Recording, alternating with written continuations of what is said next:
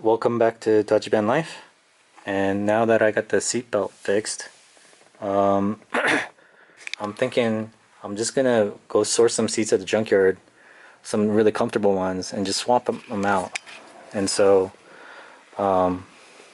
since I have a blank canvas at this point, now is probably the best time to do it, you know? And then the other nice part is when I rip up the floor, right? I'll be able to run my wires a lot easier from the stereo and the alarm, which was a pain. So it'll be a lot easier to run those wires. But today I'm gonna take those sensors out from the old pipes and put them in take the old sensors out of the cat that exists on this fan right now and replace them with those sensors from the old pipes that were cut. Definitely do that.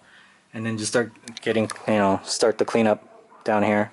Maybe rip the floor, the rubber mat and stuff out, and just sweep it out and stuff. Get it ready for me to sleep in this coming week. Today's Saturday, so hopefully by the end of tomorrow, I'll have finished all the cleaning and stuff at least, and covered the back windows there so that people can't see in, and maybe hang up a curtain or something. Probably rip the headliner out.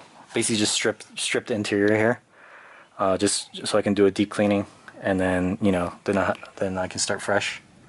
So yeah, that's pretty much what I'll be doing.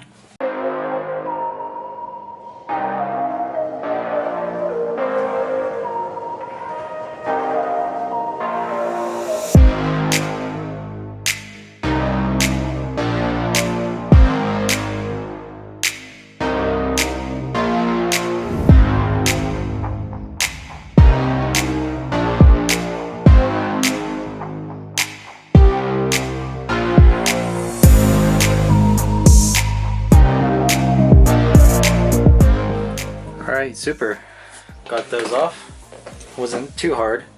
The leverage is kind of weird. I don't know if my vise isn't very good either. It's a piece of crap. I'm gonna go ahead and clean these off. And hopefully it'll be a lot easier to take out the sensors on the cat right now, that are on there right now. Alright, there they are. This is the old ones that were in the cat. Took them out. This one had a little trouble coming out. You can see I kind of ruined the teeth there, but managed to get it out. Replace them, so now the check engine light should be off. If anyone needs O2 sensors for the Dajiban, let me know. I've got an extra set here for a 2000 model. The part number here is 9L3, and looks like something H14. So if you need those part numbers, then I got it here.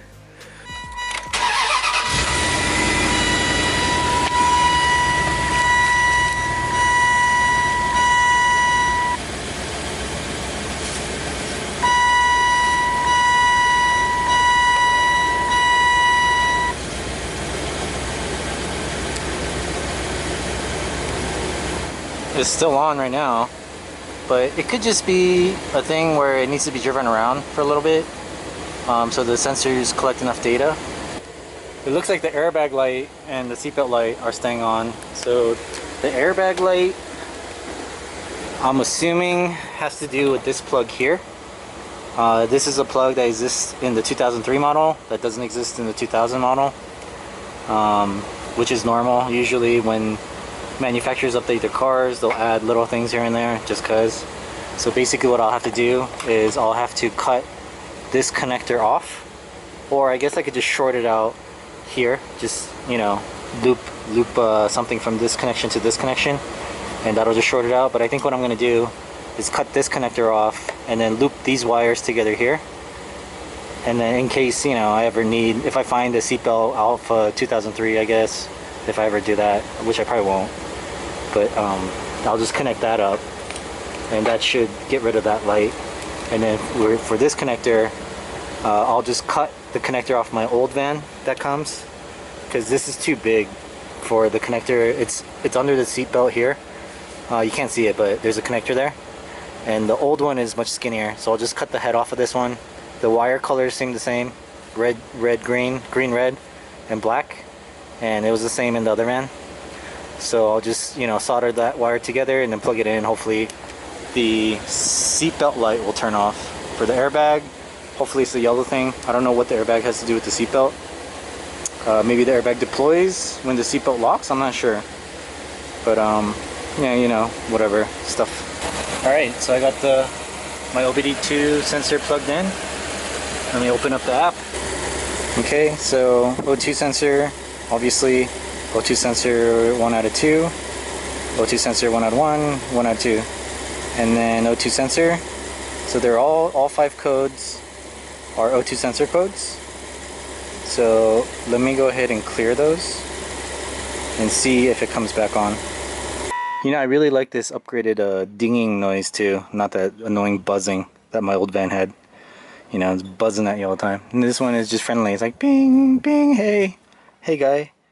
You know, you left something, like stuff. You gotta look at me, kind of thing. You know, it's very friendly. Not that, you know, the buzzing noise. So, alright, so the codes are clear. So let me go ahead and restart the van and let it run for a little bit and see if the codes pop up again.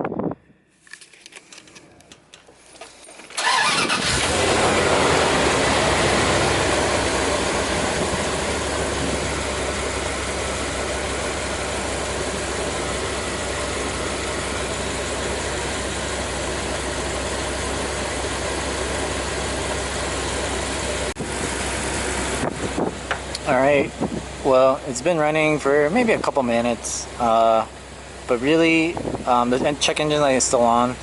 The codes are still there on this app, so it probably just needs to be driven around a little bit. There's a learning process that happens, especially with these Dodge vans. There's like a certain order of things that need to be done in order for all the catalyst checks, you know, to be complete. It's weird. It's like a 20 minute under 35 stop and go, and then it needs to hit like 50 for like a sustained like 2 minutes or something. I saw it somewhere on a forum one time because I was getting engine codes relating to the catalyst, and I had to reset it and have it relearn all the, you know, O2 stuff, and it had some like 3 different things I needed to do, which were kind of weird. So it looks like I'm gonna have to drive this around for a while. So what I'm gonna do is I'm gonna put the seat back, one of the seats back, and then just go drive around the neighborhood, maybe for like, you know, 15 minutes or something, and see if that light goes off. Alright, so I was able to get the check engine light to go off. Just drove around the block a few times, cleared the codes again, and it looks like that light's off and it's working fine. I checked on my Bluetooth OBD2 reader, and the voltages are good for the O2 sensors. They look like they're working, so I think that's fixed.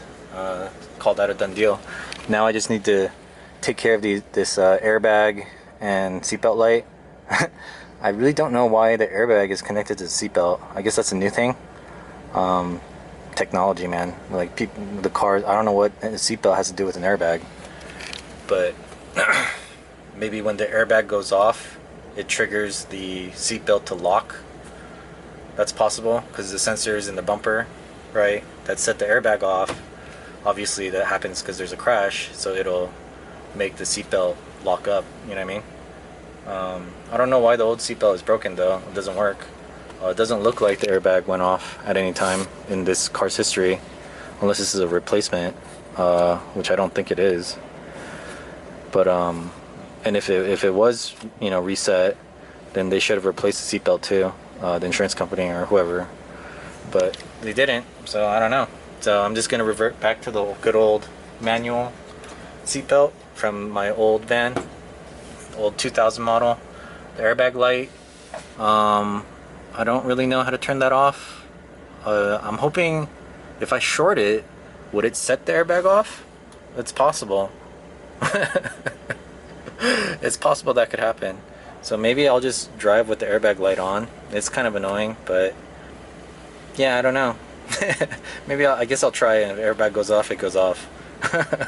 Then I can get a new steering wheel then, right? I think I'm gonna end the video here. It's probably dragged on long enough. I'm really tired. The past few days have been pretty hectic, to say the least. When my van's transmission went out, I tried to use my truck, but the truck has some really bad rod knock, it sounds like. I must have slipped a bearing or something in it, and I have to open it up and check it out, but that left me with no vehicle at all, not even a backup vehicle.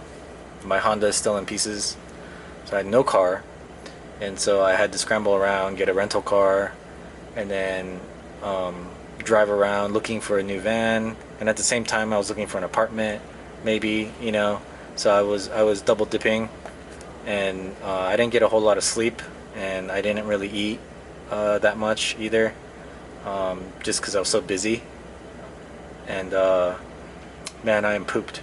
But since mechanically now I think this van is good, it just needs an oil change is basically probably the main thing. I also need to clean it in order to start sleeping in it, because this is gross. So tomorrow is Sunday, so tomorrow I'm probably gonna rip out all the interior and give it a good wash.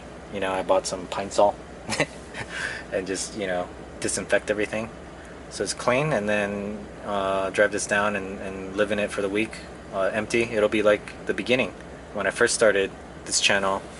I think my first video was at least in the build series, was me starting van life in my Dajiban. So back to my roots. Restart the whole thing and start the building process. But I'm gonna fix the seatbelt light today. I'll do that off camera so you guys won't see that. But yeah, that's pretty much it for today. Tune in next week for more, and thanks for watching.